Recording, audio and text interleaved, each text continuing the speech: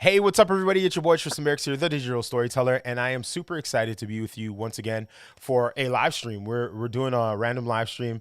Obviously, it's me, Tristan, and I got my homeboy O'Shane here. O'Shane Howard is just with us. We're gonna have like a conversation around a little bit of a controversial thing. I didn't think it was gonna be that controversial, but today, I think this morning, a new cover dropped from Bazaar, the magazine Bazaar, and it had Megan the Stallion on it, and a lot of creatives, a lot of black creatives specifically, black Twitter blew up. Blew up the cover, was really critical of it. I believe it was a white photographer that shot the cover, and they were really upset about how Megan looked, her makeup, her hair, the lighting, and it just sparked up this sort of dialogue about the importance of black creatives, not just in front of the camera, but behind the camera. And just this idea of, as creatives, do we really have the right to kind of comment on other people's work? As a community, do we have the right to automatically disassociate ourselves from a project if it's not done by black creatives? Anything that's created for us, does it have to be created by us as well? So I mean, I brought you know O'Shane online because O'Shane actually brought up the conversation in another group we're a part of, and I wanted to kind of have a conversation around it. For those of you that don't know what it looks like, I'm gonna actually pull it up here as soon as I possibly can. I'm just trying to pull all this together. It's a little bit difficult for me to bring up right now, but I I would like to. Whoops. Let me just turn this off here. I would like to give the floor to O'Shane for a minute, just so that you can share a little bit about why you felt it was important for us to have this conversation, and share a little bit about kind of your perspective.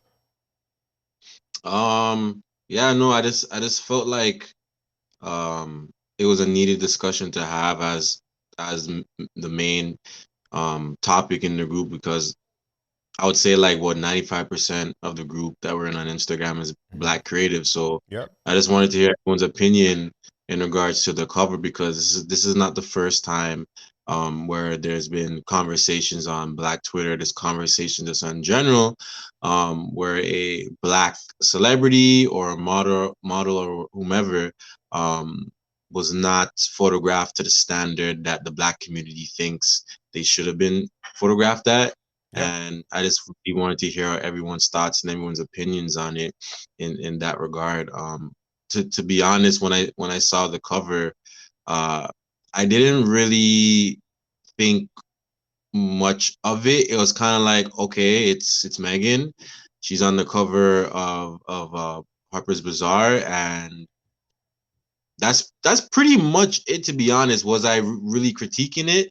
Yeah, the lighting was kind of flat and all, but it's really not until I went onto this Instagram channel, Black Magazine covers. They were showing different variations of covers that Megan has done, and it showed different variations of hairstyles, makeup, outfit, set design of Megan, and they're basically trying to say this painted a different light of her as being natural. So I saw it from a different angle in that regard, but Hmm. now the conversation goes deeper, whereas it's like we have a community of black people now actually going on the photographers Instagram and bashing the photographer, saying that you need to take constructive criticism. You did Megan no justice. These photos are horrible, and a whole bunch of stuff. So I just wanted to Well, just yeah. yeah. Well, let's jump. I'm gonna actually thank you for bringing that up. I'm gonna throw the picture right in here. So I'm gonna just Mm, throw it over my myself. So this is the picture here. Okay. All right. This is the picture of that we're talking about, of the cover. Personally, at first glance, to me, it looks fine. Like it looks fine to me. Now, again, keep in mind, and maybe what I'll do is, yeah, keep in mind this is not the first time she's been on a cover, right? So, when mm, we're talking about Megan the Stallion, like she has a really well-known brand. She's very visually attractive, and she flaunts that and she shows that. I think that the challenge for me, where it comes in, is not really these images. I'm going to start bringing in, as we talk more about like certain things that we think are important in terms of the cover. Talking about the shoot as a whole. But I think the only thing that I could see like right off the bat when I was looking at it at first glance was just I felt like her legs weren't really touched up that well. And then I know that she has a scar or like a some sort of mark on her face, on her cheek, and that wasn't really touched up, which I don't know. I can't zoom in that much, but essentially those are the only things I really felt were not really the greatest on the cover. But outside of that, I didn't really have a big problem with it. It wasn't until I looked at some of the other photos, which I'll pull up later. But what did you think about it, O'Shane? Uh, to be honest, it's I think it's fine. Do I think it's anything spectacular? No, but when you look at the photographer's work, Yep. it makes sense as to why they were probably hired to shoot the cover, because it's very minimalistic, very simple, not a lot of retouching. Yep. Um, so I for me it's just like I guess I guess as a community we expect better because it's Megan versus expecting what we should expect from that photographer. Yep. No, I agree with you. And I think that's where my mind kind of was changed in the sense of this photographer, this is the way he shoots. This is the way, is it he or She she? she She, my she. apologies. This is the way It was she a all. she I mean, it was an all female crew. yeah, this is the way she shoots. So I mean again, if we have an issue with the way it looks, like she's pretty consistent with the way she's shot everybody. I'm gonna actually switch over to another view so we can share I can share my screen here. Can you see my screen here? Yeah. Can you see? Okay, cool. Let me just make sure that we can also see. I'll show the current application, and then I want to show you in it as well. Let me see if I can add you in there. Okay, give me 1 second here. I'm just gonna go over to this screen right here, and then we'll go to the actual page, the Bazaar page. So you can see that. So this is the video of it. That's fine. This is the cover. Um, and then this is where I feel like it gets a little like a little challenging in terms of I can see where people are having issues. So like Mhm.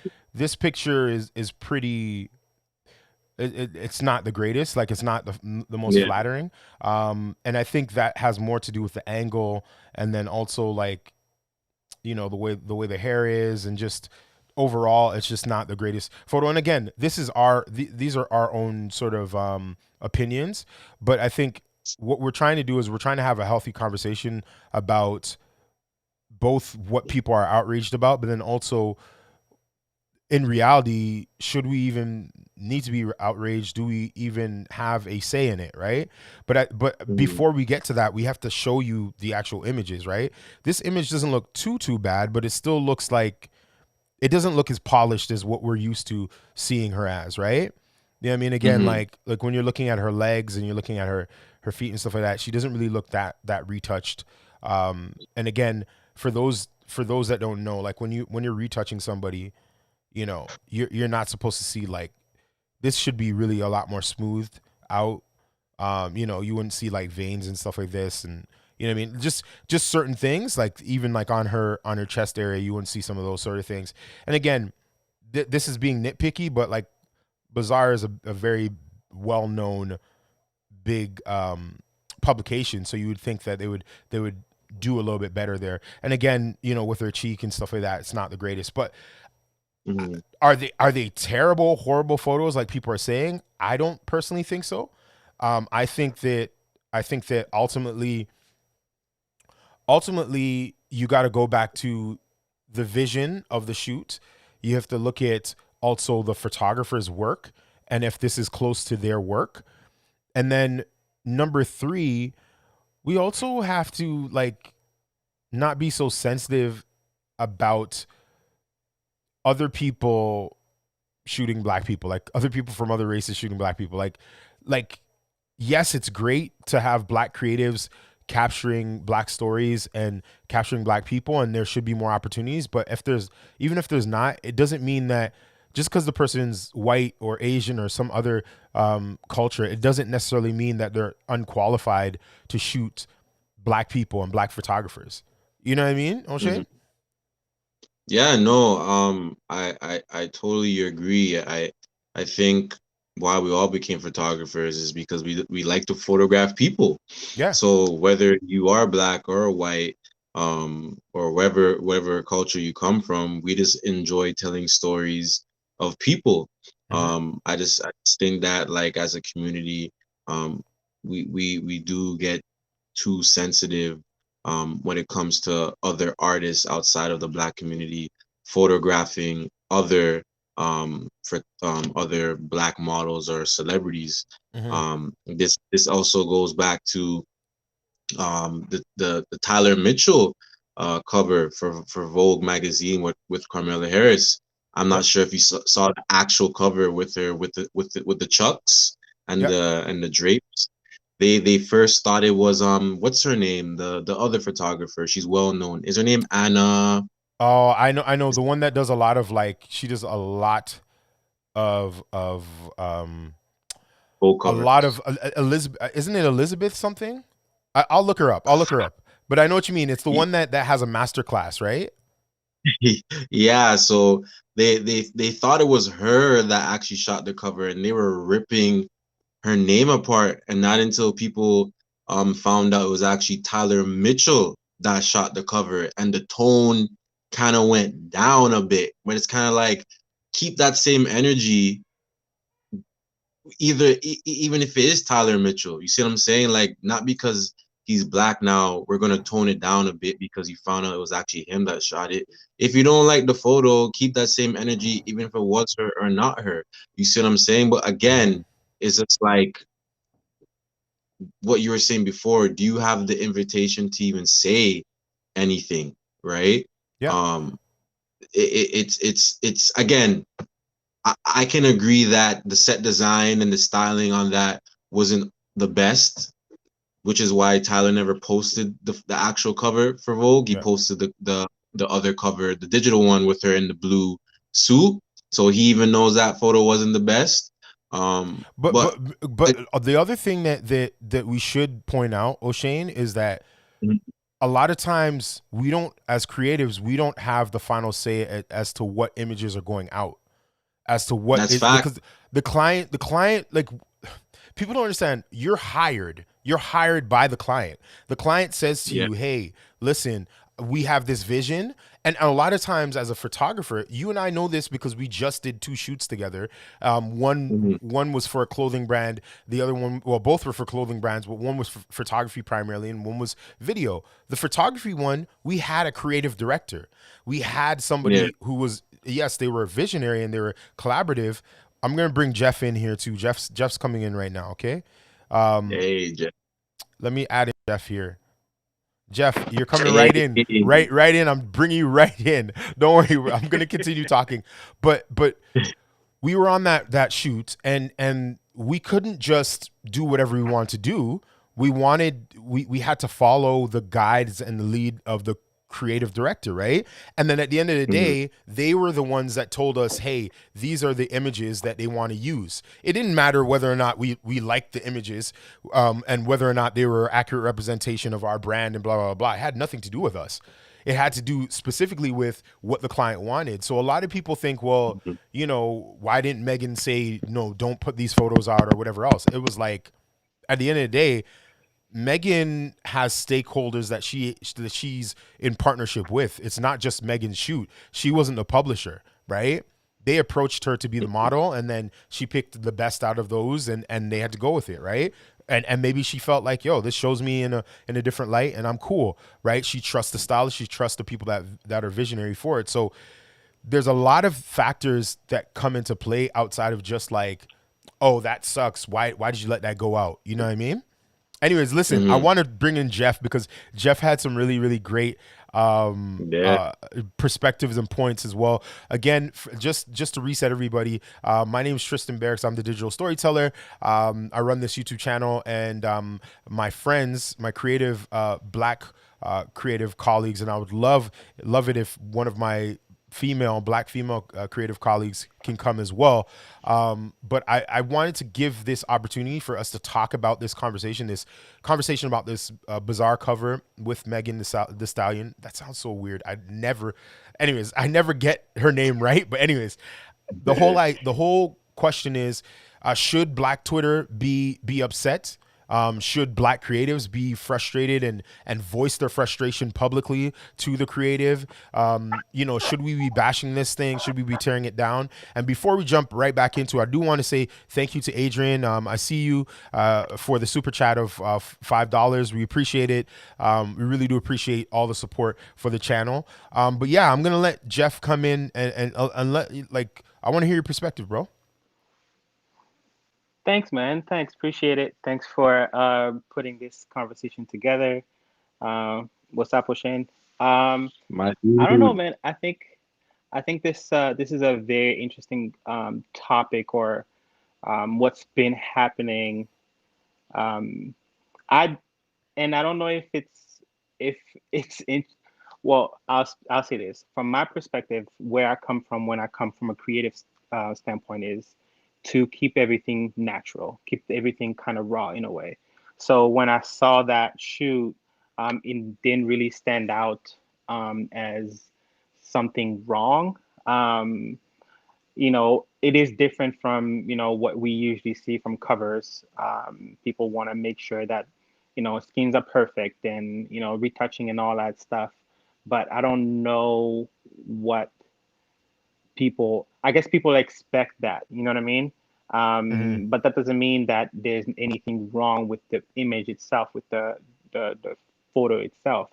At the end of the day, we have to ask ourselves, like, what are we trying to really convey when we react the way, Black Twitter is reacting? Like, what do you really want to say? Do you want everything to just look quote unquote polished, or do you want things to be real? Like, it's funny because, like, there's so many um like there's a movement there was a movement that was happening recently about how everything has to be um, like, people just want to be raw, right? Like, if you look Yep. at what Yep. Alicia Keys was doing, right, with the whole no makeup Mhm. situation, right? Like, reclaiming her raw natural beauty and not necessarily focusing on making sure that everything's on point and, Yep. makeup and all that stuff. Again, there's nothing wrong with having makeup. There's nothing wrong with having, polished editing and all that stuff. But we have to ask ourselves sometimes, and take a step back and see, yo,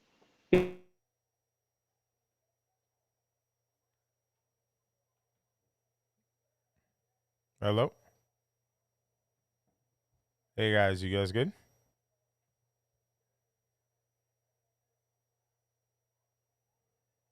Hello guys.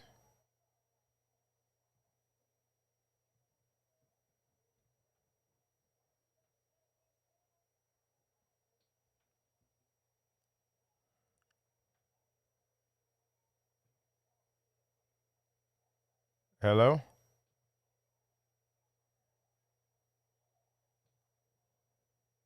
Hey, come back in here. Perfect. Not sure what happened there. You good? You can hear me, O'Shane? I can hear you, but I can't see you on my end, and this says connecting. Okay. Is it still connecting, or you can see Ye- me? We are live still. Still connecting. Okay. Well, we were having a little technical difficulty there, but I think Jeff was saying, was like, he's basically saying, like, there was this movement that was going on with regards to um the movement of just natural looking women and images of people and everything. Um, Jeff's coming right back in there. We got Jeff back in there. Can you see me, Jeff? yeah. Can you hear Okay, me? perfect. Yeah, sorry I about can't that. see anyone. Okay. It's okay. I'll just kill myself. Okay, that's no problem. No, that's no problem at all. Sorry about that technical difficulty there, guys. But yeah, so Jeff, just finish your thought about the whole natural movement with Alicia Keys, and then you were talking about that. Okay, yeah, no, I was just saying, I feel like, we have to sometimes step back and really look at what's being presented. This is a cover that presents a real person. Maybe that was the artistic approach to this creativity. So for people to go off the way they are going off, you know, I'm not sure if it merits that. You know what I mean? Because like I Mm. was saying with Alicia Keys and her, refusing to wear makeup, it's her reclaiming her own natural beauty, like blemishes and all. Like you don't have to quote unquote look perfect all the time But to be beautiful. in all honesty, though, like Alicia Keys is kind of not being totally truthful because she actually she actually is wearing makeup. She's not wearing a lot of makeup. So like even when Right. she, yeah, you know what I mean. And I get what you're saying though. I think what's interesting But about this sorry, go ahead. Go finish your thought. Go ahead. I, I was gonna say that even with the whole Alicia Keys thing, COVID, the whole pandemic has pushed us in a place where we weren't even shooting at all, right? Mhm. So that's where companies now were reaching out to influencers and photographers, and everybody was photographing one another within a raw environment when everybody was like doing those virtual shoots and Yep. whatnot, right? So they're even trying to say that like those type of photos are getting more engagement as opposed to polished stuff because people are seeing everyone in their raw element, right? So I Hmm. understand what you're saying, Jeff, and I agree with it also to a certain point. It's just that like art is subjective. So yes, there's a technical aspect to how to light someone and all that other stuff. But then at the end of the recipe, that's the artist's work. So it's just See, like, but see, here's where I'm gonna push back on that, O'Shane, because art is subjective, but there's still standards and basic principles to art, right? So mhm, I feel like sometimes we use that as like a blanket statement to say, well, I can just feature poop in my photos, and I mean that's art. It's art, subjective, right? yeah, To me, dog poop is ethereal and powerful and pungent, and that speaks to me, right? And I know that I'm using an yeah, extreme example, but I want to do that because I want to show you how ridiculous sometimes it can get in terms of like mhm, there's a reason why Michelangelo and Leonardo and Raphael and Donatello, those people. I'm not talking about the Ninja Turtles. Those people were actual artists that we regard, right? Da Vinci, right? We regard these people as artists because there was a certain standard that you had to adhere by to be able to Oh, quantify yourself as a master artist or as a master painter or whatever else. oh, So again, oh. with that, I think that there needs to be a level of, you know, if that's the case, if art's subjective, then everybody's an artist, which everybody is not an artist, right? Okay, I think I want to just step in there real quick, Tristan. Yeah. Like I agree with you, right? But what I want to say to that is, as filmmakers, we all know the frame ratio and how we, Yeah.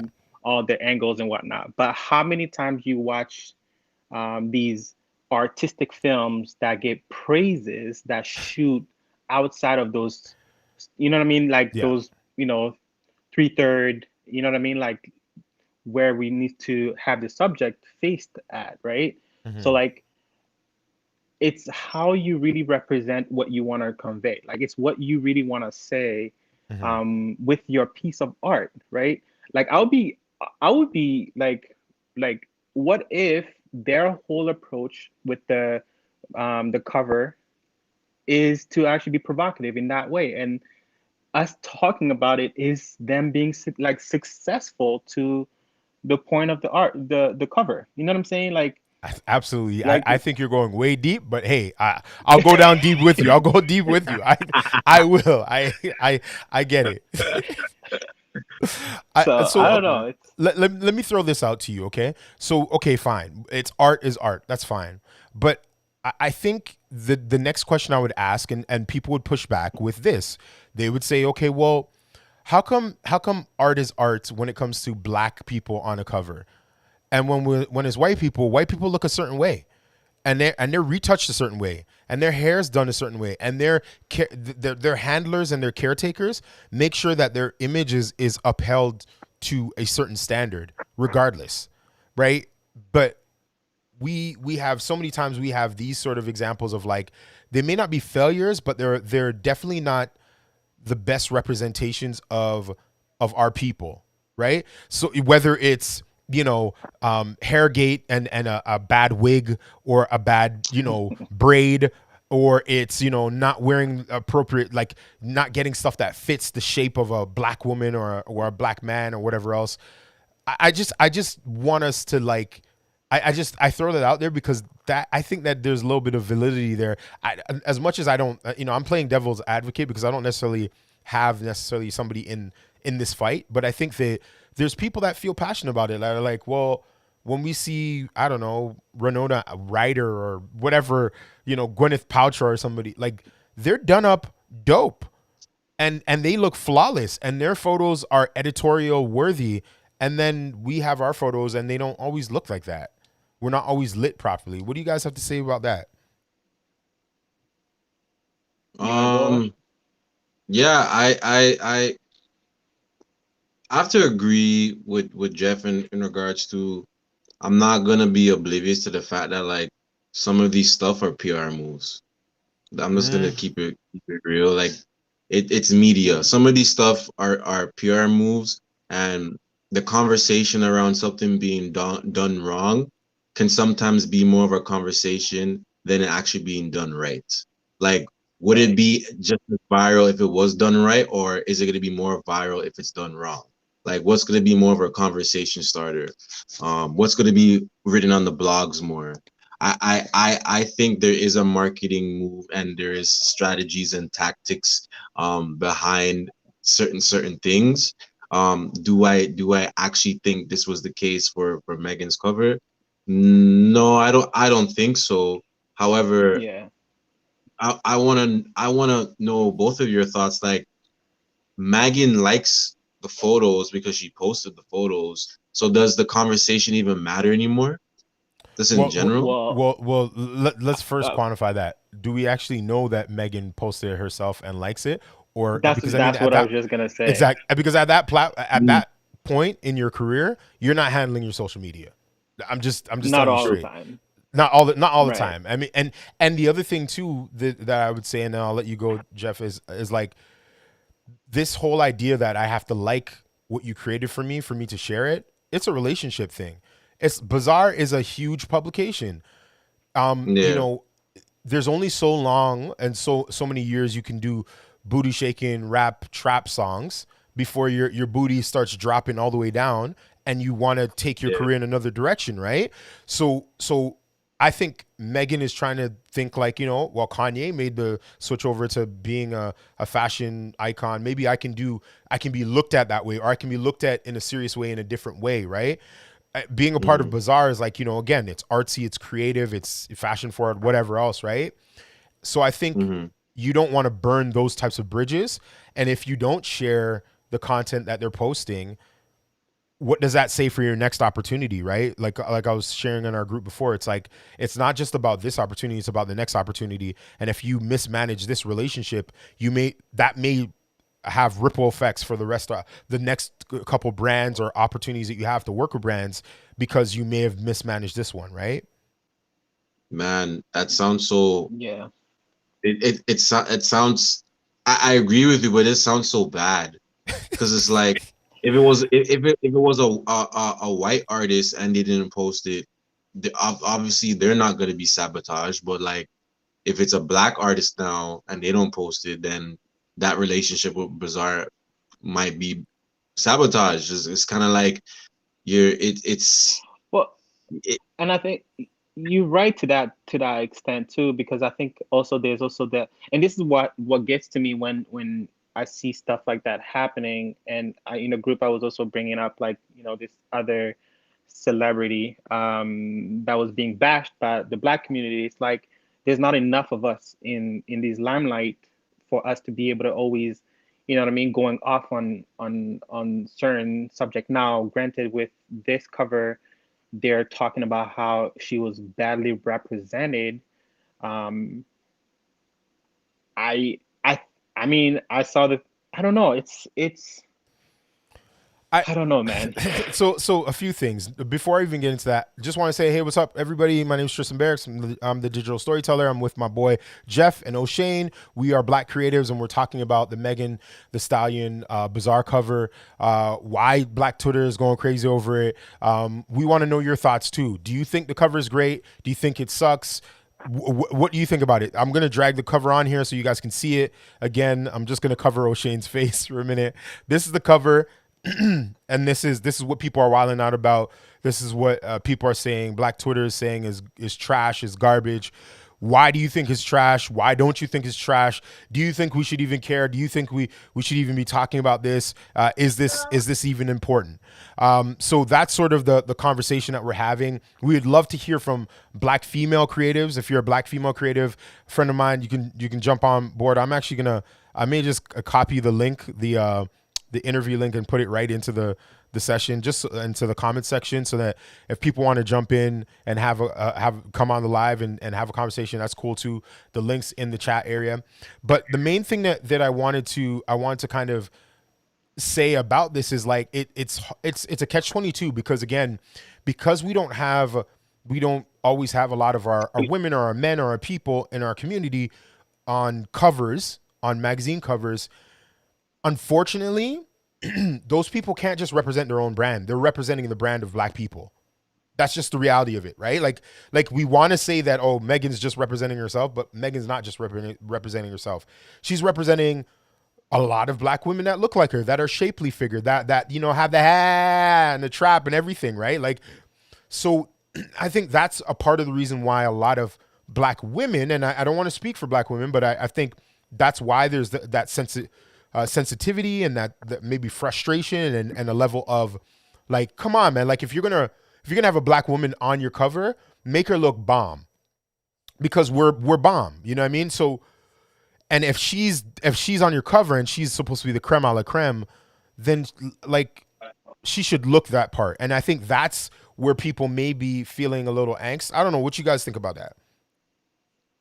It's, again, this is weird, because then, like, if we're aware that, okay, like, even if, let's just say, even if she doesn't like the photos and she posts them anyways, just knowing that that's a part of the game kind of like defeats the purpose of the community then speaking up and saying something, knowing that like she's also playing the game. Again, I don't know if that's what she's doing, but if that's the case, it kind of just defeats the whole purpose of even saying anything to begin with.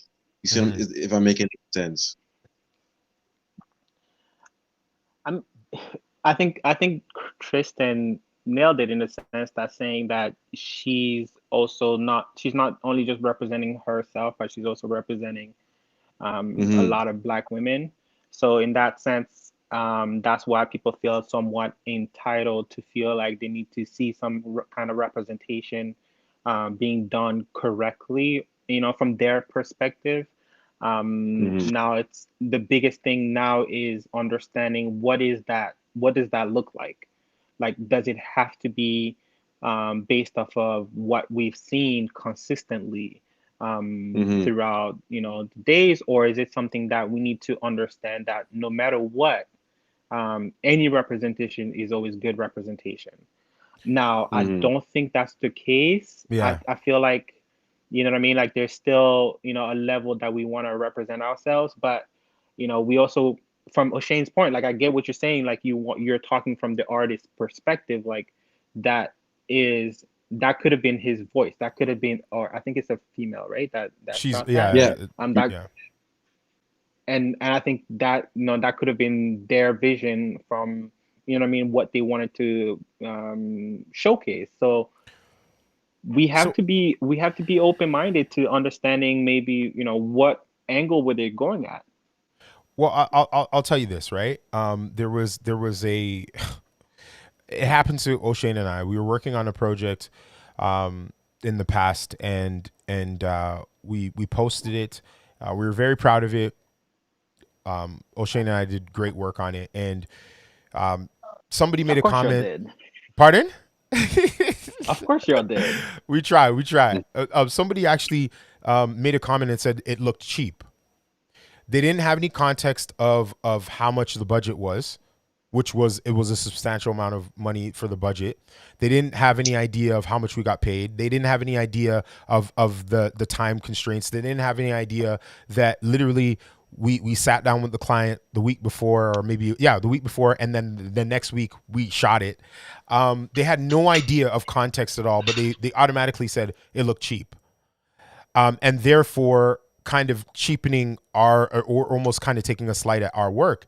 And it and it kind of, in my opinion, it kind of brought up this sort of conversation of like, okay, do we want to be celebrated just for looking good, or actually having good business? And what I mean by that is, the shoot looked good, but what was even better about the shoot was that we got compensated properly as well. You know what I mean? We actually ran our business in a great way, right? And we were compensated as artists. And I think sometimes we can get lost in like, okay, let's just like do the cover shoot, or let's just do whatever else and look the part, but then the business side of things is not really taken care of either as Black creatives, right? So it's like there's so much conversation, and then there's also the conversation of like, you need to have more context, like before we can go ahead and critique.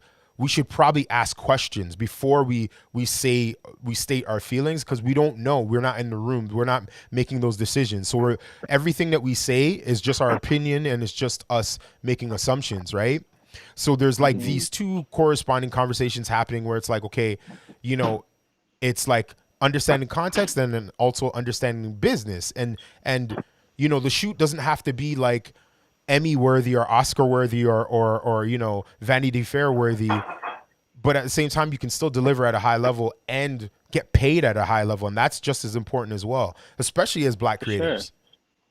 For sure. For sure. I think you said you said one thing that kind of stuck out to me. You said, do you want to make do you want to just make it look good? Do you want us to, everything to look good? And I think Black people always want to just look good, look expensive, look, fly. You know what I mean? Like that's our sort of like way of wanting to know, I guess, validation in a way, or make, what I mean, present ourselves properly. Yeah. So in that way, I feel like that's something that we need to recognize in ourselves, to be like, not because you're driving a Mercedes, not because you are, what I mean, wearing, the flyest shoes, that you are successful, or that things are not cheap, or whatever it may be, right? Like I feel like we need to, one, recognize that. Two, um, the other thing is, y- not because something looks cheap doesn't mean that it's cheap.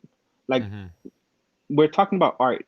Like a lot of art that we may see, we may not feel like is worth a lot, but people who are into that space will know that this is a lot of money, right? Hmm. Like, so I think that is definitely something to take into consideration. What do you guys think about do we have, as the Black community, as you know what, as Black creatives and Black Mm. community, being a part of the Black community, do we have the right to critique artists, any artists, if they put their work out there publicly? Do we have the right to publicly like go on their social media platform and say, hey, this is not a good, to critique their work and say like, this is not good, or this was not lit good, or the retouching wasn't done well? Do we have that right, and why or why not? Yes, we do. Um, yeah, I think with that it comes with context. So for example, like I personally, I'm not gonna go on the artist's platform and tell them like, "Hey, you did this wrong and that wrong, whatever." That's their platform. Um, will I have a conversation with it amongst my other peers? Um, Most definitely, but like to be as bold to comment on their platform and to say negative things about it or give feedback that they never asked for, it's kind of like you're coming into my space now. You weren't invited. Do we have a right to say something as another for coming from another artist? Yeah, because I would take it as like I know some technicalities. I'm gonna assume you also know some technicalities as well as a photographer. Um, and I'm open to have those conversations with you somehow, some way. Then by all means, hey, I'll have that conversation. I'll have that conversation with you and find out like, hey, like, why did you approach it this way, or why did you approach the color grading that way, or why did you retouch this but not that, like what where was your head at?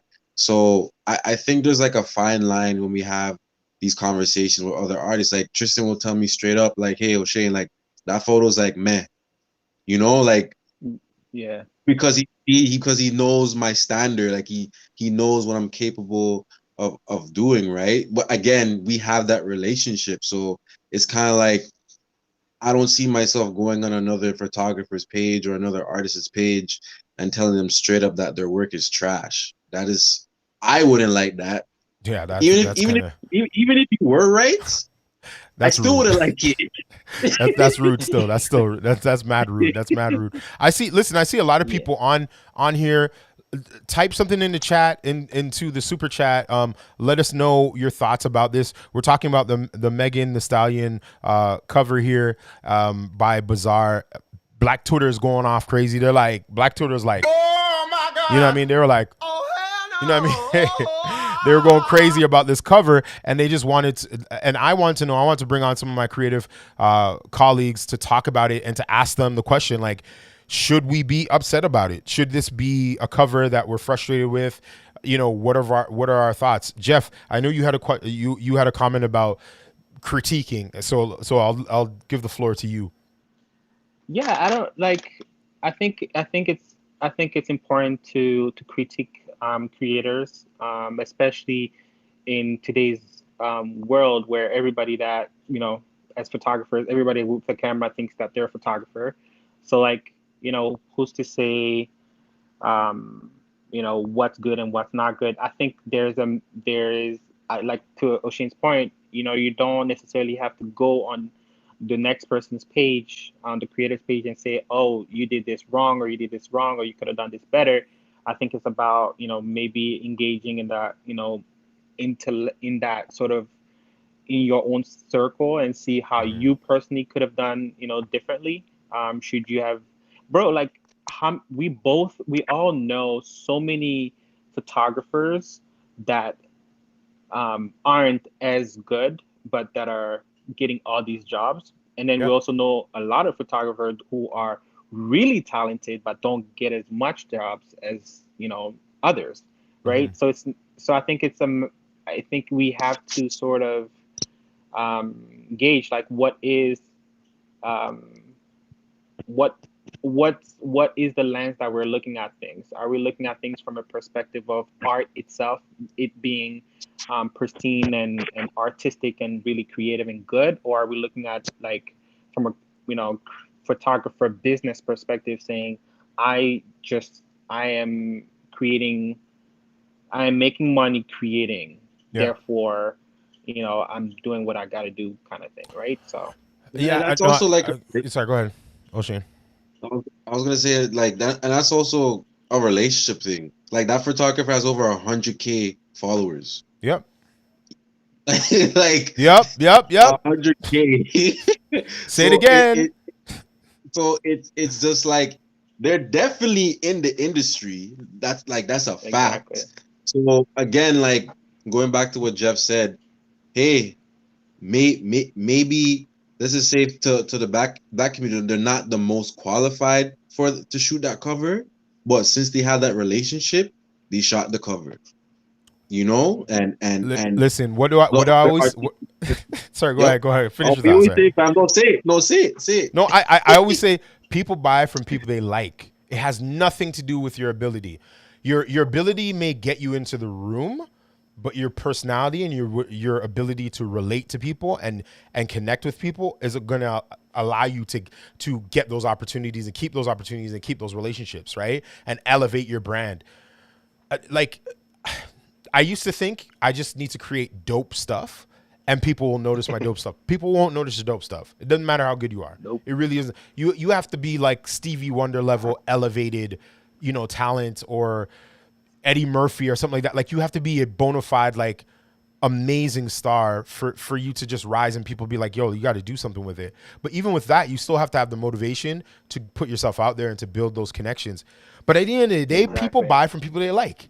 You see what I'm saying? Like, and we don't want to say this, but like a lot of the part of being a publication, especially a publication that still prints magazines, physical magazines, a part of that is tapping into the audience of the creative team that you're working with. It's not just about creating content. It's like, okay, if we get this photographer who has 100K followers, we have Megan Thee Stallion who has 2 million or 3 million or 5 million followers on Instagram alone, and a lot of them are black followers who probably never opened up our publication before. Even if we get 5% of those people, now we have 5% more, let's say 200,000 people more that are following us, that we can market to, that we can get on our emailing list, that we can do different things with. And that's what it's about. How, like, that now builds up my as a publication. If I'm Bazaar, that builds up now my brand, the value of my brand. Then I can go back to advertisers and I can say, well, now we have this much amount of followers, this much amount of exposure from our last thing. You now have to pay us X amount of dollars, which then allows us to now continue to publish and pay people more and grow the brand. It's all business. That's what it is. Sorry, go ahead. I have a question. Yeah. Have you guys seen other Bizarre covers? I feel like I've seen some other ones, and they're I'll pull them up. I'll pull them not up now. as polished as I haven't really paid attention others. to them for a while, to be honest. You can say it. They don't look nice. You can say it. You can say it. It's okay. Well, no, I'm not saying they don't look nice. I think they don't look as polished in the sense of like, Rolling Stone, or you know what I mean, like, or maybe I'm wrong. I don't know. I don't know. Bro, I think you're wrong, man. No, I'm gonna pull up some for you right now, and I mean some that are recent, and I'm looking at them right now, and I'm like, they look 10,000 times better than the ones, like, they look like proper fashion magazines. Like, The Weeknd was on one. The Weeknd one doesn't look that great, but I'll put it in anyways. I'm just dragging as much black people as I can see. I'm trying to find all the black people here. Okay, watch this now. You guys, are you guys ready? I'm a drag in. Man. I'm a drag in. Hold on, look, I got all these windows in front of me, so I gotta just close off some windows here. Okay, so first one is The Weeknd. The Weeknd is not that great. I'm gonna put myself in here. Sorry, I'm gonna put it over your face, Jeff. Sorry. This is The Weeknd. Cool. That one looks pretty basic, to be honest with you. It doesn't look that great. The retouching is kind of blah. But then look at this one. This one looks like a real fashion one. Like that looks editorial level. You follow what I'm saying? What else do we got? Let me look at another one where it's this is Rihanna. Okay, I mean, you can't tell me that one doesn't look good. That one looks good. That one looks like. But look at the retouching though. Is that proper retouching, or is that just, you know what I'm saying? I think it's just Rihanna's face. Is that lighting? No. Honestly, no one can dispute that. No. Honestly, though, it looks very similar to like editorial. Like, if you look at fashion editorial stuff, this is this type of retouching, the type of thing that you're gonna see. You're not gonna see I like. think that's all lighting, though. Yeah, you think so? I was just gonna say it. It's lighting. I was just gonna say it's lighting. Like, for me, like, the lighting is what's really catching me, to be honest. This is Zoe Kravitz. Again, another beautiful young lady. I mean, again, but it looks lighter so skin, natural, though. Yeah, it looks natural, but it still, to me, it still has a better finish, I think. And I'm just saying. And I feel like this was shot outside too. Yeah. I know you like it, Tristan, because of the tone. it's the tones, but it's also the lighting in the sense of even if it's natural lighting, they had a scrim over her head because it was probably bright Mm-hmm. outside, and they want to, you know what I mean? They want to Mhm. control the Mm-hmm. lighting. There's certain things that they did to make this cover polished. You know what I mean? Like it's just like So look at this one here. This one's in studio. That one can go on. What's Iman? and it's I mean, black and Iman's a white. beautiful woman. What did Mm-hmm. you say, Jeff? I say it's black and white, so like Yeah, very little room for errors in a way. yeah, that's true. But I think overall, I think the point is taken in terms of like, if we go back to Megan's, Can you put the Megan's one again, please? yeah, absolutely. Put it up against, okay, we'll put it up against Rihanna. I mean, I'm just saying, do you feel like it's the same quality, the same level? And we could be honest. No, I no, I think that the lighting is definitely different on Rihanna's Mhm. shoot. I think with the Megan's shoot, it was inside, so I think it, there wasn't any sort of like the fill on the opposite side of Megan's isn't really there, so Mhm. there's a little bit of that harsher light on the side of her. So I I think it's I think in terms of editing wise, the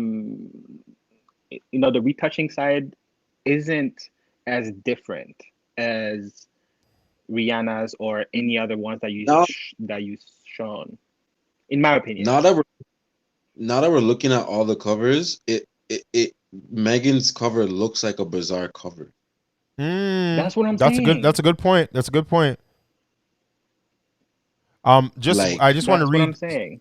So let me just. I'm going to take the covers off for a minute, and then I just want to read some comments, see what people are saying here. So from Steve Worthy, he says it's 100% context. You don't know creators' motivation. Love it. I mean, it's true. I can't defend that. Like you don't know what you don't know. Like we're speaking as if we were in the room, as if we knew for sure this is exactly what the photographer had in mind and that was their vision. We don't know what it is. We don't know who the creative director is, right? The photographer gets all the flack.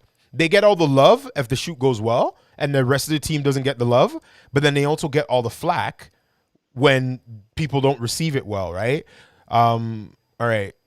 Draco says, "Man, it's just COVID-19, and that got people tight. There ain't nothing wrong with it." Oh Lord, have mercy. Thank you so much. No, I appreciate that, Draco. No, I feel you on that. Like it. I don't think that anything's wrong with the cover, but if I go back to, I'm gonna go back to the window here, and I'm gonna try and go back to show you some of the other pictures. So this is like another picture that was from the shoot. This looks really basic. I'm sorry, guys. Like I'm trying to be nice, but this really does look like a basic shot. Like it doesn't look at all very polished at all. Like it looks it like kind of it kind of looks I very agree. sluggish. Like, yeah. Yeah. You know what I mean? Like this looks like What like a is it the photographer's but is that the photographer's I mean, I know that as a photographer we need to be able to get what we want to get from the yeah. subject, but is it the photographer's job, or is it Megan not sort of it, presenting what it's she needed to present? I don't know, man. it's like those type of shoots. It's like the magazine, the publication has a vision that they want, and it's kind of like at the end of the day, when the creative director's on set, like, you as a photographer, it's your job to catch what they're looking for, even See, if you're not in love with yourself, right? So True. Steve Worthy says it looks lazy. He says it looks lazy. yeah. You're not wrong, brother. You're not wrong. But you know what? Even things like this. So again, this is something my dad taught me. Okay, my dad's been a photographer for years, right? But like this, like if there was a black hairstylist on set or stylist, this wouldn't. I they wouldn't do this. Oh Like yeah, this no. this Yeah. wouldn't be acceptable. You know what I mean? Like Lightweights. Yeah, no. that, like the hair out of place, that wouldn't be acceptable. Somebody brought up the retouching in terms of her wig and her edges wasn't on point. But again, that's neither here nor there. I still look at her legs and stuff. I feel like Like this is just like this is like regular black woman legs, you know what I mean? Which is fine. I I mean, feel listen, like I'm married to a black woman, right? But at the same time, this is a cover shoot, right? Like, what are we talking about right now? Like, you know, what I mean? Just let's have a real conversation. If we're gonna have a conversation, guys, let's have a conversation. Put your comments in this as a comment section. Sorry, go ahead. black man, as an artist, as a photographer, if we're gonna photograph black women, there's out of all the shots in his whole entire spread, Talk to talk. I I will say, make sure their hair is done properly. Like if we're gonna, yeah, like, eliminate the posing, the slouching, retouching, cool, but the hair, like, that's, even as a black man, like, we take our lineups very seriously. Yes, sir. So it's just like, okay, as a woman, as an artist, you would expect the weave or the wig, lace front, or wherever the case is, to be fixed and done properly. That's like top notch when photographing black women in general. Not to say that everything else is not top notch, Yep. but like these are, there's different. I feel like there's different sensitive points depending on the culture that you are photographing, and I just feel like that is a very sensitive thing that should be taken seriously when photographing black women. But here's the problem is that so you're a photographer, Jeff. You're Mhm. a photographer. O'Shane, you're a photographer. I do hybrid, but I do more cinematography. When we're on set and we're shooting, how many things are going through our head at one time? Being honest, how many other things other outside of is the black woman's hair in check type of check? How many other things are thinking in her head, are going on in her head? Not to say you're wrong, O'Shane, but I'm saying having if we're gonna have an honest conversation, like and again, I guess it's a rhetorical question, but I would ask you guys to think about that or ask Yeah, you guys to comment on that. I think, I mean, of course, a lot goes through your head, especially depending on like what are you shooting, and if you're shooting, because there's certain jobs that requires that just allows you to be you and have an assistant, for example. You know what I mean? And so therefore, you are the creative director, you are the photographer, and sort of are your own makeup artist in a way, right? But then Yeah. there's also jobs that allows you to actually have an assistant, hair and makeup person, and a creative direction, so you can focus on what you need to capture. So I think, to that point, like, we gotta, but we gotta, you know what I mean, sort of see, the job that we're doing, and then still deliver what needs to be delivered, to Oshin's point, to make sure to understand that there are certain things that we need to nail no matter what as creators. That's just not acceptable. Just like how you were pointing out in that shoot, like her hair being the way it is, you know what I mean? Like, it's unacceptable for a magazine. Now, Hmm. if it's like an actual creative sort of approach to not have everything sort of super clean, super polished, then that's a different conversation.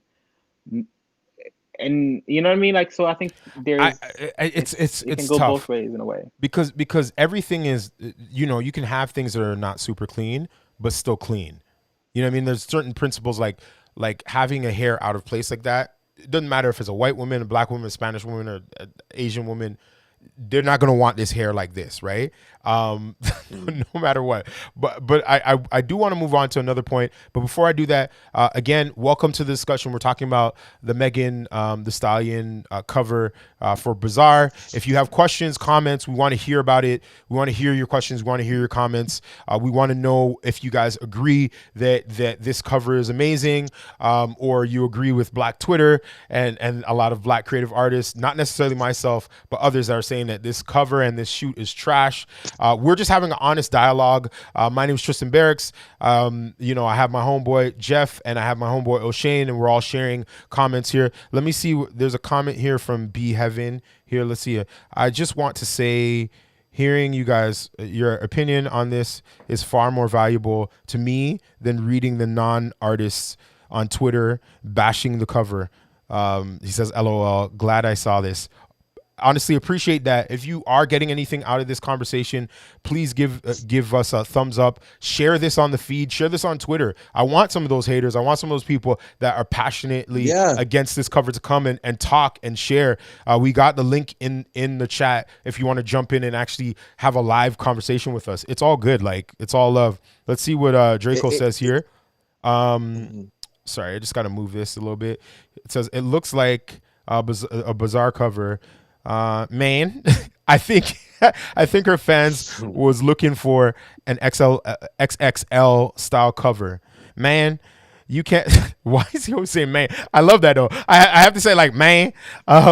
You can't get tight over this shooting if the hairstylist didn't get paid or got lazy. No, no, no, no, no, no, no, no. I don't agree with that last part. It's bizarre. Everybody got paid on that shoot. Everybody got paid on that shoot. Yeah, Everybody should have got paid on that shoot. But which leads me to probably my. not a lot of money because it's a magazine cover, but yeah, everyone got paid. I still think that they're getting some money. I mean, it's Megan, so Megan Yeah, probably more than likely she probably brought her people, but who knows? The one question I want to throw out there is does this kind of prove the point of the importance of number one the importance of having black publications, the importance of having black stylists, black handlers for our talents, right? Black talent agents and handlers, black hairstylists, black makeup artists, black photographers, black creatives in the space, decision makers. Because even if all of those things weren't there on the shoot, wouldn't it have been nice, or if there was a black woman in the space of like Bazaar looking over the photos, she probably would have pointed out that hair thing that we pointed out. What do you guys think about that? Do you guys think that there's merit to that, like having more I ownership in the space? I think there's a difference between having black people in the room and having actual black people with standards. So this is a Yeah. conversation that we have all the time, Tristan. Like just Lift because up your you're camera a little bit so we can see your face a little bit more. Perfect.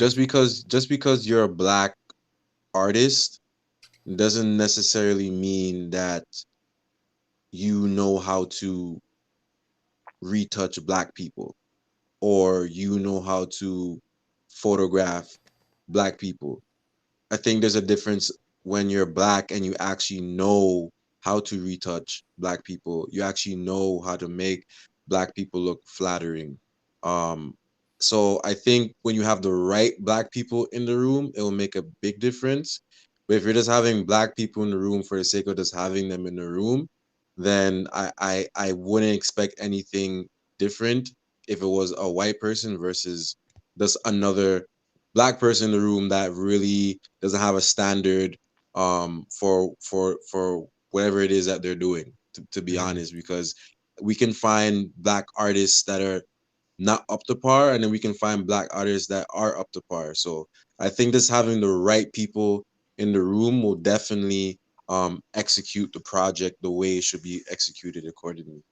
Mm-hmm. Mm-hmm. What about yourself, Yeah, Jeff? I agree to that. I agree to that. And then I would also add that um but I would say just a blanket yes. I think having more black people in different departments is important, just so that because I think once there's enough of us in different departments, then whether the level of that we are sort of bringing is high or not, then it will eventually just keep on rising. Just Mm-hmm. because I think that's just how things work, right? Mm-hmm. So to your point, to what you're asking, Tristan, then yes. Whether that person, so for example, if there's somebody on that shoot that was black, and they didn't say anything, maybe it's because they just want to keep their job. Like they're not trying to ruffle, any feathers or whatnot. So, but once we as Black people can be comfortable having um, the audacity to just go out and say what we need to say, because there's enough of us and we know that there's so much that we know our value, and our value is being represented, and our value is being, what I mean, like we can demand it. Hmm. Then that's when, what I mean, like stuff like that could be sort of said out loud in terms of your point. Yeah, I think it's like it's twofold. I think that I agree with everything that you guys were saying, but I also think that that this is an important conversation in terms of like access when I say access, like more Black creatives having access to opportunities, um, and having the space to learn and grow into those roles, just like white counterparts or South Asian counterparts or Asian counterparts. Like I feel like in a lot of ways, to your point, Jeff, like as Black creatives, you get on shoots and it's like you don't want to make a mistake because you feel like this is your one and only opportunity. And if you screw up or you speak out too much or whatever else, you may not get that opportunity again, right? And I don't think that's fair either. I think like if you like it should be you should be respected for the value you bring to the table, and your voice should be respected if you're bringing up valid points, right? And I think that there's a little bit of fear and trepidation when it comes to Black voices in the space, because they just want to keep their jobs and be able to keep it moving. So there's that, and then Exactly. there's also just not enough diverse voices in decision making and the decision making process. I'll show you an example. So a creative director hires O'Shane to do a shoot. Okay, he hires O'Shane to Hmm. do the shoot because he sees O'Shane's work, follows him, and then does his research by talking to other people that have worked with O'Shane. They co-sign O'Shane. He has the ability to hire O'Shane. O'Shane gets the job, right? Then O'Shane, what does O'Shane do? O'Shane has the ability to build his team. Well, who's O'Shane's team? O'Shane has been shooting with myself, with Ishmael, with other people. So then now O'Shane's team is more Black and brown because of the fact Hmm. that he got the opportunity to do a shoot, right? Because another Black creative director who was in a leadership and an executive level was able to hire him, right? That's how it works. Right. But if you don't have anybody in that, as a producer, creative producer on a publication, or a director, Mm, or a funder or something in some sort of decision making ability, then you can't empower a Ryan Coogler to make a Black Panther and hire the lady that was in Hollywood for years doing amazing stuff with I forgot what it was called, with wardrobe and everything, and then she killed it on Black Panther. Or like, we obviously saw Hmm. what Chadwick did with the role. But I'm just using those as examples to say like literally, even if we just get one person in a decision making capacity, that can open up the door for other opportunities and possibilities for people to get the experience that they need and the exposure to really kill and their job. You know what I mean?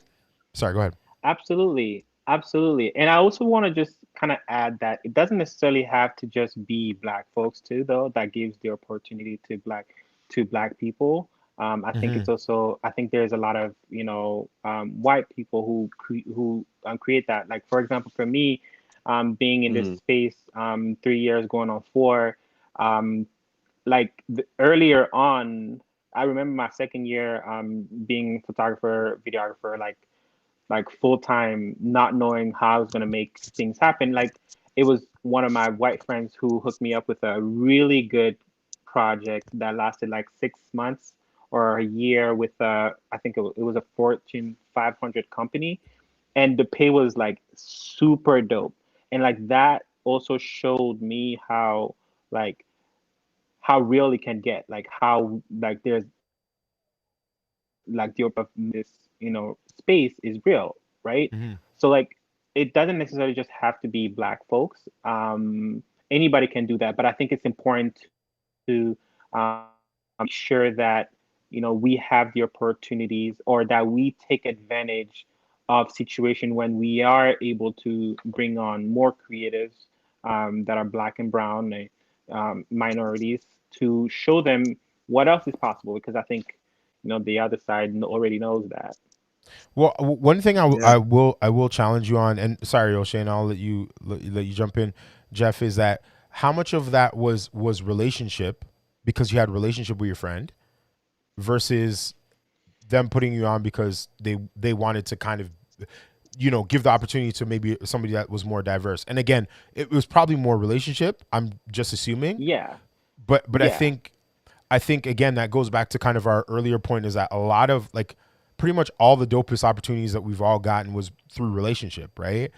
But ultimately it's like if let's say 95% of the decision making roles are ones that are held by non-black people, and those people don't necessarily, they're not in circles, have a diverse relationship. circles, Yeah, and they don't have diverse friends and connections and relationships, then how will they ever want to or even know how to give us opportunities? That's the other challenge, right? like Mhm. that's so true, because you're saying it, because that was definitely relationship. And relationship, how do you build relationship though? Like, you put yourself out there. A lot Yeah. of the times, like, us as black folks sometimes are maybe uptight or too egotistical to put ourselves out there. Therefore, we we almost kind of come off like we don't need to do that, to network, to put ourselves out there, because we are that good, for example, right? Hmm. Like, how Hmm. many creatives have you heard that says, yo, I'm really good, like, why am I not getting my shot?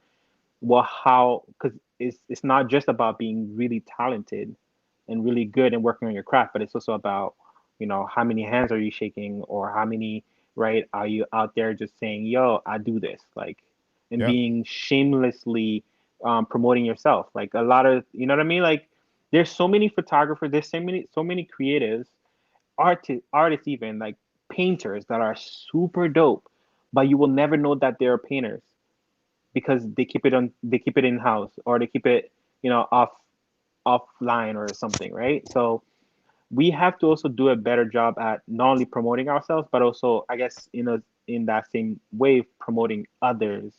Like, Mm. I think I have a few people in my circle that loves to promote other creatives, like photographers and videographers, like how we do, right? Like, Hmm. we every time something is going off on someone, somebody's doing something really dope, like, we are always putting everybody on.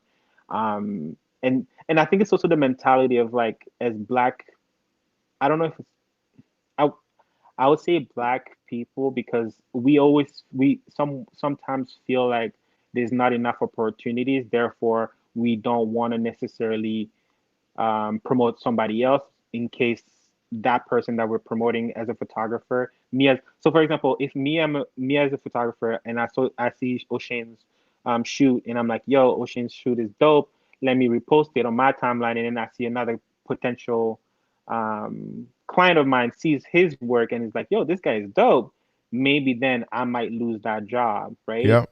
And so Yep. I think it's for us to sort of like put that to the side and say, there's more of us out here that are doing it.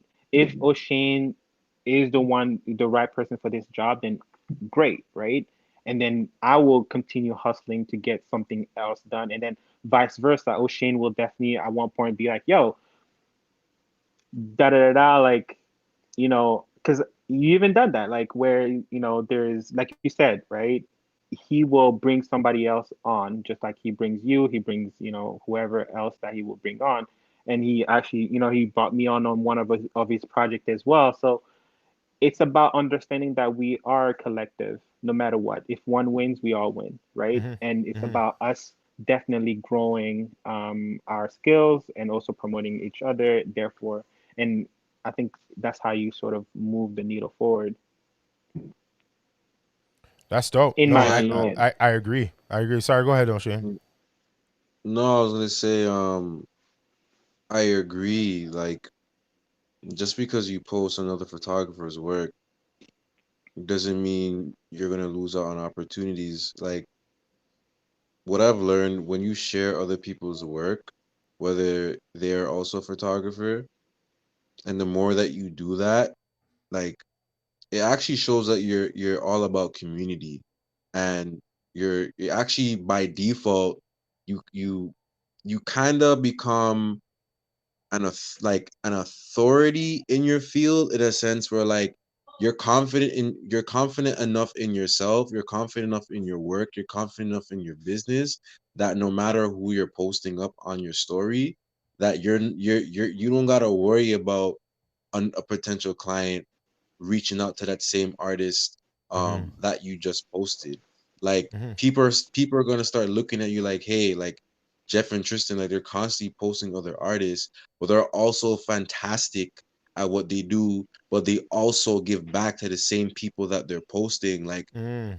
you're gonna look like like an authoritative person that's all about not only yourself but also about your people, also about other artists coming after you, or other artists that may be on the same level as you. So it actually makes you look more attractive as opposed to That's the dope. artist that is constantly just trying to hold back other dope people that they know and don't really want to showcase them, don't really want to make people aware of them. It kind of makes you, it kind of puts you in a box, and it puts you in a bubble.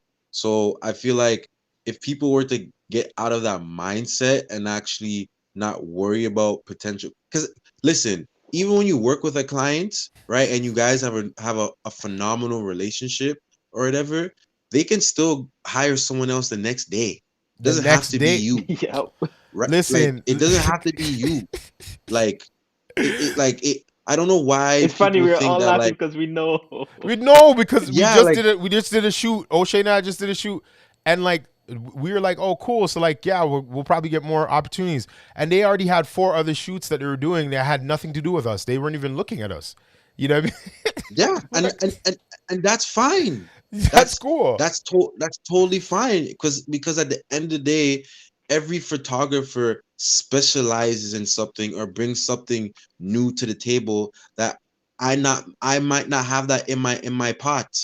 Maybe Mm-hmm. I'm not interested in having that in my pot, but that artist has it in their pot. Maybe it's something very specific. Maybe it's a certain tone, a certain style, a certain aesthetic that they bring to the table to execute the vision that that client may want, right? So we gotta stop thinking, oh, I don't want to lose this person.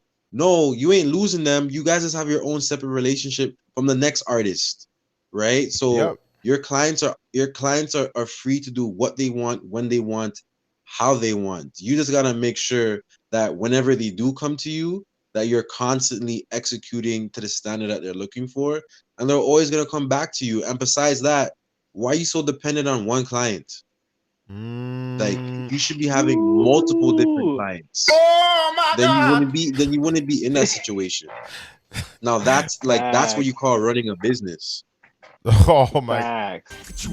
Okay, so I got a question for you because you went there. As you said, run a business. Now, Yeah. what I've been dealing with the past year, year and a half, has been like trying to figure out: Am I serving, um, am I serving people, clients necessarily, or am I serving myself, or am I sort of serving clients through serving myself? Um, what's your approach when you sort of look at things from the creative perspective?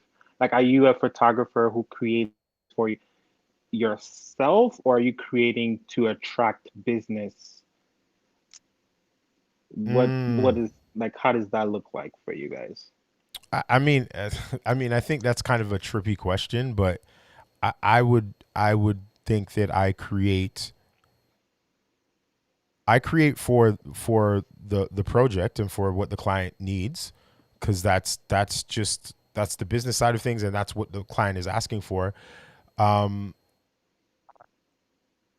if we're talking about business, I think where I create for myself, solely for myself, is the passion projects. So like the praise and worships, the, you know, black man in a white world, being able to, you know, create content for YouTube, whatever else. Like those are the areas where I get to express whatever I want to express as a creative and what matters to me. But I think in my business, at the end of the day, the thing that's really hard about business, but actually really, really cool about business and being an entrepreneur is like trying to get to the place where you're actually your purpose and your passion and like the business are all coming together all at the same time.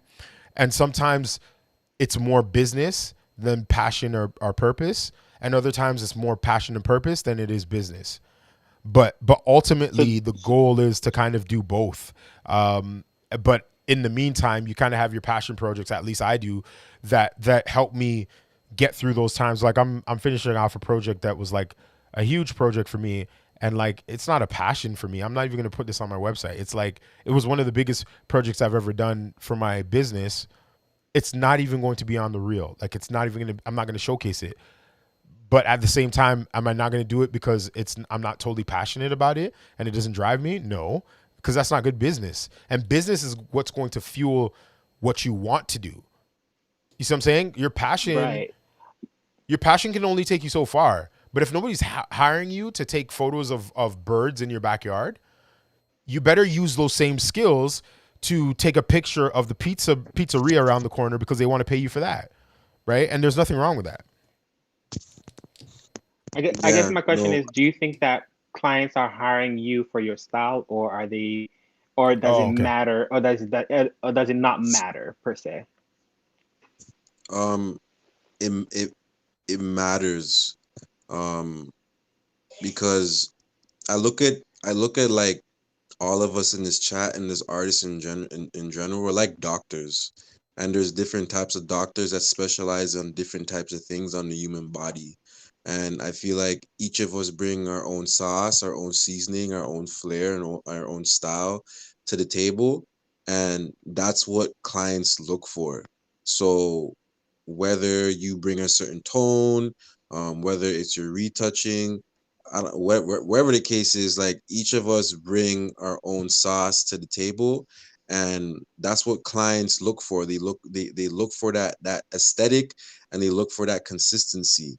Um, and Mm-hmm. that's something that I learned throughout the 4 years now that I've been shooting. Like, it's a big deal when photography executives or clients look at your portfolio to see, was that client that you shot for a one-off, like that was only one good shoot, or if we hire you, we know for a fact this is the expectation and the standard that we're constantly going to be getting. This is the same retouching, the same tone, the same lighting, all that stuff. Because at the end of the day, when someone looks at your work and when your name is not attached to it, and they're able to identify that that's Tristan Berks's work or that's Jeff's work, you've essentially hit that sweet spot. Mm-hmm. And I feel like that's the spot that every artist wants to get at or should get at, because in the business world, that's like super important to have your own look and to have your own creative flair, because that's essentially what they're hiring you for. They're hiring you for your aesthetic, but also at the same time for you to bring a little bit of that, but a little bit of what they also want in the end of the day, because Mm-hmm. it's business, right? And you might have that one-two client that gives you the creative freedom, but for the most part, they just want you to execute the idea, but also bring your look to it as well. And in all reality, just want to jump in here and say, Jay said, good insight on into the industry for those of us who aren't aware of the dynamics. So that's great on Jay. Thank you so much for sharing your perspective on that.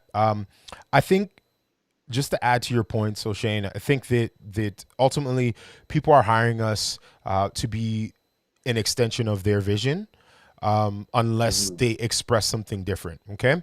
Um, ultimately, like if we're working with brands and things of that nature, the brand knows best what their brand is about. They may look at your work and say, we want to incorporate O'Shane Howard's style into the brand.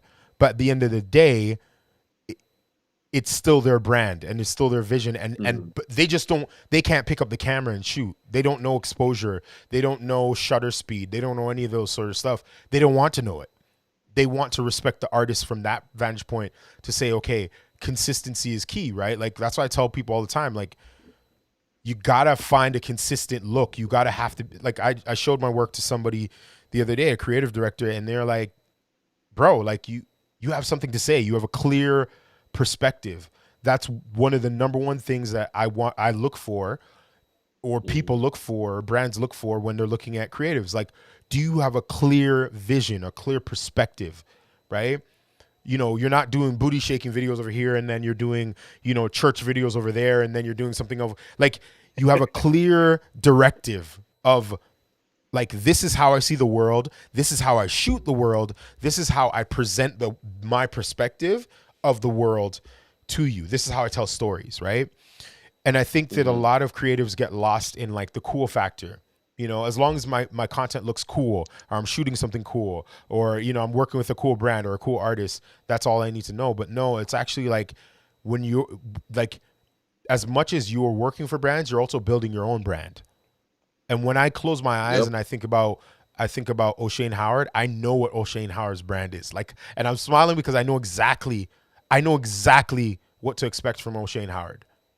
I know exactly what to expect from, I don't know, from Jill Scott. I'm just using that, or Coca-Cola, whatever brand you want to put in, that Apple. I know exactly what to expect from them. And I think as creative artists and creative professionals, we also need to think about that as well. Because again, going back to the original topic at hand, which was, you know, we were talking about Megan the Stallion and the Bazaar cover. Like, I can't even be mad at the photography, because when I look back at the photographer and their work, that's their brand. That's literally Yeah. their brand. So, like, ultimately, like, I can't even, as much as I don't maybe love it, that's still their brand. So it's not like, say, they've done like work, like, you know, bridal fashion photography, and then now they're doing this trash over here. It's like, no, this lighting and their natural technique and their non retouching is exactly what they do on their Instagram feed, and they have 100,000 followers. I don't understand how, but that's just my take, anyways. Yeah. Yeah, Yeah, pretty much. and to add on to that, for everyone that's watching, photograph the stuff that you want to get hired for.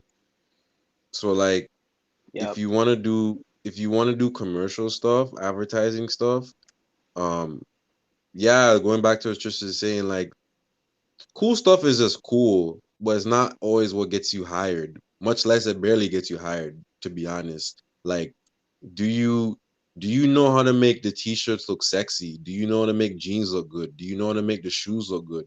Do you know how to make that L'Oreal makeup on that lady's face look good? Like, these are all products that consumers are going to buy, and Mm, it's our duty as businesswomen and businessmen to ensure that we're able to make these things look very good. It's kind of like food is a perfect example. Like, when we look at McDonald's, Burger King, Harvey's, all those stuff on billboards and whatnot, it don't look like that when we buy it.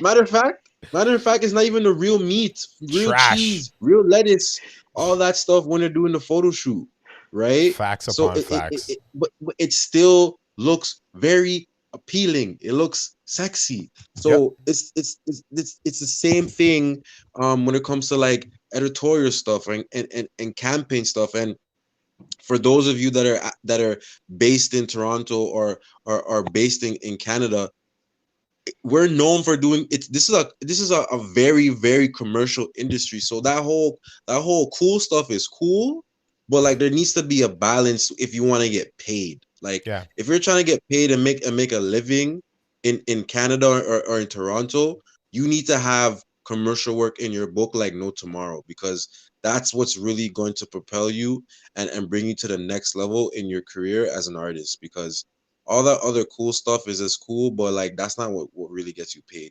Maybe leave the cool stuff for editorials, for passion projects. But even with that, your passion projects gotta have a strategy. And me and Tristan spoke about this. Like, my biggest project, um 2 years ago was Jump Ball when my boy Joseph Adamu. Like that, yeah, it was a cool shoot, but it was very calculated. Like it was super calculated. It was executed well. There was a strategy. It went viral, and that in itself opened up other doors. So yes, shoot cool stuff, but also have a strategy behind the cool stuff.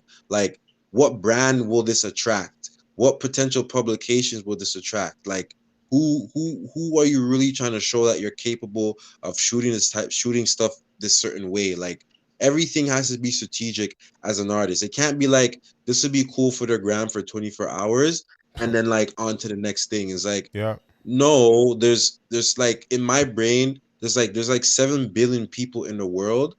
I need everybody to see this. So I don't care if I dropped it in September, I'm still pushing that project in March. Like everybody needs to see that project. And I just think that if as artists, if we Mm, think from that perspective that assume that everybody on our Instagram has seen it, we're doing things wrong because one, if I have like what I have 4,000 followers, I'm only getting like what 500, 200, 300 likes here and Yeah. there. 100% Not maybe. everyone's seeing it. So why do we think because we post something everybody's seeing it? It's like no, we got to be more strategic with our art and we got to have a strategy with our art and we got to know what people we're trying to attract with our art to really make it as an artist. I'll say this, and I think we'll wrap up from here. We've been on for about an hour and a half, which is kind of crazy. Is we don't ever complain when we see a KFC commercial 3 times in a row on YouTube, or McDonald's billboards all Facts. over the place, right? Or a Sprite ad in our favorite magazine and then showing up on Instagram, right? We literally don't say, well, why they keep on showing us that? But then with our work, our own business, the way we make money as artists, we're afraid to reshare it, myself included. I'm afraid of, like, why am I resharing it again? I'm resharing it again because it's quality work. It's something I want. I don't need it for you. You're my fan. I understand. You appreciate it. You've seen it once or twice. I'm doing it for the hundreds of millions of people that have never seen it before. So that's definitely a great challenge, O'Shane. Now, before we close, final thoughts on the Megan the Stallion cover here. Let me cover. Sorry, I'm covering you, Jeff, but I'm going to cover myself, and then I'll give the floor to both of you guys. Each one of you guys can kind of share your final thoughts, and then we'll close off. Yeah, I think I would say that when you look at their history, the history of their covers, it fits their brand. So I don't think there's anything necessarily wrong with it. She still looks fire. She still looks dope, beautiful. So I don't. Maybe it's just because it's editing that way, people aren't necessarily in agreement with that. But I'm I love it. It's good. Another person on the cover. So good job. Okay, O'Shane. Yeah. My final thoughts, same thing with Jeff. Like I've seen horrific shoots, and I'm not gonna say this is a horrific photograph of Megan. I'm not gonna say this is a horrible photograph as a cover.